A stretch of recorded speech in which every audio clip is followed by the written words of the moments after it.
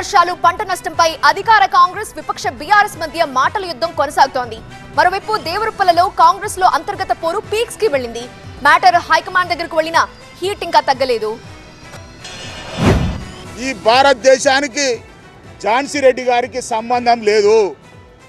ఈ తెలంగాణ రాష్ట్రంలో ఝాన్సీ రెడ్డి గారికి ఓటు లేదు.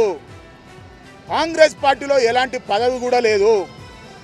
నన్ను పదవి నుంచి తొలగించడానికి మీకెక్కడిది హక్కు అని చెప్పి నేను అడుగుతున్నా. ఎమ్మెల్యే గారికి కష్టపడి సెమ్టోర్చి కాంగ్రెస్ పార్టీ కార్యకర్తలు, నాయకులు, ప్రజలందరూ కలిస్తే నిన్ను ఎమ్మెల్యేని చేసుకున్నాం.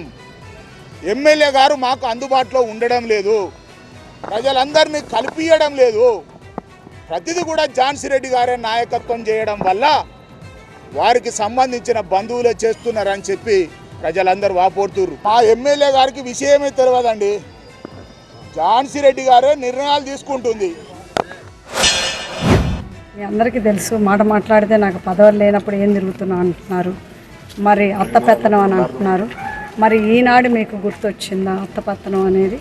మరి నాకు ఏ పదవి లేకుండా నేను ఎట్లా తిరుగుతున్నా ఎట్లా చేస్తున్నా అంటున్నారు. మరి గత 35 ఏళ్ల నుంచి కూడా నువ్వు పదవుల్లో ఉన్నప్పటి నుంచి కూడా నేను మాకు పాలకుర్తి నియోజకవర్గ ప్రజలకి సేవలు అందిస్తున్నాము. మరి ఆనాడు నీకెందుకు గుర్తు రాలేదు? నాకు ఒక పదవి లేకుండా నేను సహాయపడుతున్నా జనాలకని. అసలు మేము చేసేది స్వచ్ఛంగా సేవ.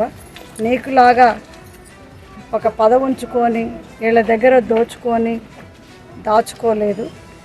సో మేము దాచుకున్న సొమ్ముని ఇక్కడికి తీసుకొచ్చి ప్రజాసేవ చేసుకొని ప్రజలకు ఖర్చు పెడుతున్నానే తప్పితే నేను ఒక పదవి ఉంచుకొని పదవి ప్రకారం దోచుకోవటానికి రాలేదు. ప్రజాసేవ చేయటానికి ప్రపంచంలో ఏ మారుమూలైనా వెళ్ళొచ్చు. దానికి మేము ఏ పదవు ఆశించేమీ రాలేదు. ఆనాడు ఏ పదవు లేనప్పుడు కూడా మేము చేశాము, ఇంకా చేస్తూనే ఉంటాము. మీకు దమ్ముంటే కూడా మీరు చేయొచ్చు.